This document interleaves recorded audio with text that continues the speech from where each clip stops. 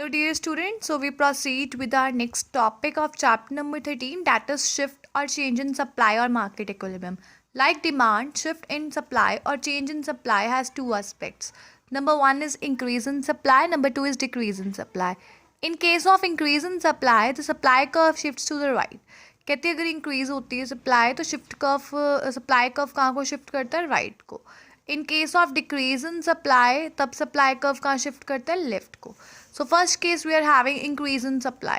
So this figure shows that we are having x-axis, quantity on x-axis and price on y-axis. So this figure shows that while demand remains unchanged due to increase in supply, the supply curve shifts to the right from S to S1. कहते हैं कि demand curve क्या unchanged है और जब supply increase हुई तो curve shift हुआ राइट के side from S to S1. So this new supply curve S1, it intersects the demand curve at point E1, which is a new equilibrium point. So at point E1, the equilibrium price is OP1 and it decreases from OP to OP1 and equilibrium quantity increases from OQ to OQ1. Next we are having how is new equilibrium struck when supply curve shifts to the right. So when supply curve shifts to the right, that is S1, there is an increase in supply. तो कहते हैं जब supply curve shift हुआ right में S1 में तो increase in supply हुआ. At the old equilibrium point E it implies a situation of excess supply. तो कहते हैं एक पॉइंट E पे क्या है, एक सिचुएशन अराइज हो रही है एक्सेस सप्लाई की जब सप्लाई ज़्यादा है डिमांड से. This will cause a fall in price. तो कहते हैं अगर फॉल इन प्राइस हो रहा है कॉन्सिक्वेंटली अगर प्राइस कम है तो डिमांड क्या हो जाएगी, उसकी वजह से एक्सटेंड हो जाएगी और सप्लाई क्या हो जाएगी, contract. So this process of extension of demand and contraction of supply ये तब तक कंटिन्यू है जब तक प्राइस रीच नहीं होता जबकि क्वांटिटी डिमांडेड और क्वांटिटी सप्लाइड इक्वल ना हो. So it must be equal, it will continue till then and this occurs at point E1 जहाँ पे न्यू इक्विलिब्रियम अचीव होता है. Next we are having decrease in supply. So we are having the figure for the same. On x-axis we are having quantity, on y-axis we are having a price. So this figure shows that while demand remain unchanged, demand में कोई change नहीं आया, supply curve shift हुआ है to the left की ओर from S to S2. ठीक है, earlier the point of equilibrium is E, now the new equilibrium point is E2 जहाँ पे shift हुआ और this is a new equilibrium point. और जो प्राइस है इक्विलिब्रियम प्राइस है वो क्या हो गया, इंक्रीज हो गया फ्रॉम OP टू OP2, मतलब OP से OP2 हो गया. Next we are having how is new equilibrium struck when supply curve shifts to the left. So when supply curve shifts to the left, that is S2, then there is a decrease in supply. तो कहते हैं तब क्या होता है, decrease in supply था. तो जो ओल्ड इक्विलिब्रियम पॉइंट था E, उसका मतलब है कि वहाँ पे डेफिशिएंट सप्लाई है, सप्लाई कम है और एक्सेस डिमांड की सिचुएशन है, demand is greater than supply. तो कहते हैं जब डिमांड ज़्यादा मतलब there is a situation of excess demand, तो कहते हैं this will cause a rise in price. जब प्राइस ज़्यादा होगा तो ऑटोमेटिकली डिमांड कॉन्ट्रैक्ट हो जाएगी, कम हो जाएगी, सप्लाई एक्सटेंड हो जाएगी. तो कहते हैं ये जो प्रोसेस है कॉन्ट्रैक्शन ऑफ डिमांड का और एक्सटेंशन ऑफ सप्लाई का ये कंटिन्यू होगा जब तक कि प्राइस नहीं रीच होता at a point when quantity demand is not equal to quantity supply. मतलब ये दोनों इक्वल हो जाएंगे तब तक ये प्रोसेस कंटिन्यू रहेगा. और कहते हैं कि अकर हुआ at point E2 where there is a point of new equilibrium. Next we are having shift or change in supply and equilibrium price some exceptional situations. तो कहते हैं सप्लाई और इक्विलिब्रियम प्राइस में कुछ एक्सेप्शनल सिचुएशंस भी हैं. So let us consider how increase or decrease in supply affects the equilibrium price in two exceptional situations.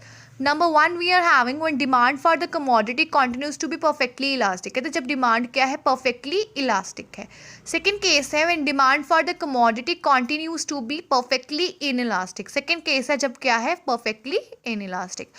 Number one we are having when demand is perfectly elastic. So increase or decrease in the supply of a commodity does not cause any change in its price in case the demand for the commodity is perfectly elastic. तो कहते हैं increase हो या decrease हो supply में उसकी वजह से कहते हैं प्राइस में कोई चेंज नहीं आया और डिमांड क्या है, परफेक्टली इलास्टिक है. Only the equilibrium quantity tends to change. सिर्फ इक्विलिब्रियम क्वांटिटी चेंज हुई है, प्राइस में कोई चेंज नहीं आया. Fine. Next we are having the diagram for the same.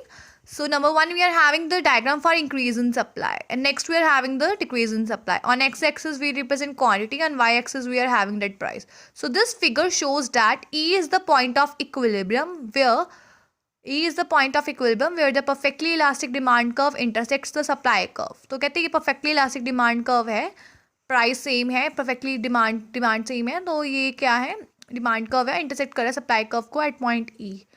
और ओपी क्या है, इक्विलिब्रियम प्राइस है. तो कहते हैं इसमें एक फॉरवर्ड शिफ्ट आई है डिमांड कर्व में from S to S1 which leaves the price remain unaffected. It continues to be OP. However, equilibrium quantity increases from OQ to OQ1. Equilibrium quantity क्या हुई है, increase हुई है OQ से OQ1. Next, we are having decrease in supply. So, in decrease in supply, there is a backward shift in supply curve. क्या आई है, backward shift आई है from S to S2. मतलब S से S2 में. It causes a decrease in the equilibrium quantity. Quantity क्या हो गई है, decrease हो गई है from OQ to OQ2. मतलब OQ से OQ2 हो गई है. And the price remain unaffected. Price पे कोई change नहीं आया. Next one is when price remain unaffected when demand curve is perfectly elastic and supply curve shifts. So perfectly elastic demand ये वो situation है जब infinite demand हो corresponding to a given price. बहुत ज़्यादा demand है एक particular price पे. In such a situation अगर increase और decrease होती है supply, it does not cause any impact on the price. उनका price मतलब जो impact है price पे वो नहीं आता. So backward shift supply curve में कहते हैं it will not cause any increase in price because corresponding to even the slightest increase in price demand would totally disappear. कहते हैं कि slightest change आ भी रहा है ना price में तो demand बिल्कुल ही ख़त्म हो जाएगी. Likewise कहते हैं जब forward shift आती है उससे भी कोई fall नहीं होता price में, even at existing price OP demand infinite है. Next we are having the case when demand is perfectly inelastic. It is a situation of perfectly inelastic demand और कांस्टेंट डिमांड. कहते हैं ये वो सिचुएशन है जब डिमांड क्या है, कांस्टेंट, मतलब डिमांड में कोई चेंज नहीं आ रहा, हम कांस्टेंट एज्यूम करते हैं, कांस्टेंट रहती है. So increase or decrease in supply causes a full impact on the price of the commodity. कहते हैं अगर इंक्रीज हो या डिक्रीज हो सप्लाई में तो उसका पूरा इम्पैक्ट होगा प्राइस पर.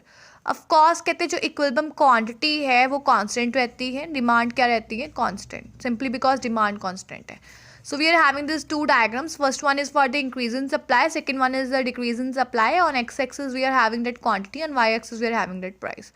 So the figure A, this figure, it shows that E is the point of equilibrium. E वो point है जहाँ पे supply curve, ये supply curve है और ये demand curve है, ये intersect कर रहे हैं. And it intersect perfectly in elastic demand curve, that is D. And OP is the equilibrium price. OP is the equilibrium price. So in this case, that there is a forward shift in supply curve. तो supply क्या हो गई, increase हो गई, forward shift आई है from S to S1. It leaves that equilibrium quantity of the commodity unaffected. और कहते हैं equilibrium quantity में कोई change नहीं आया. It continues to be OQ. The equilibrium point shift from point E to E1, which indicate that there is a decrease in price. Price कम हो गया, OP से क्या हो गया, OP1. प्राइस डिक्रीज हो गया, सप्लाई कर्व में फॉरवर्ड शिफ्ट आई है.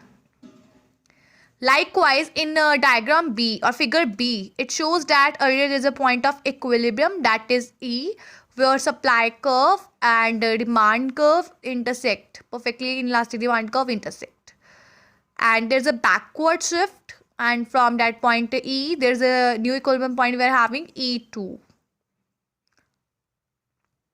And equilibrium price is also there's an increase in equilibrium price from OP to OP2, and quantity it remain unchanged, that is OQ.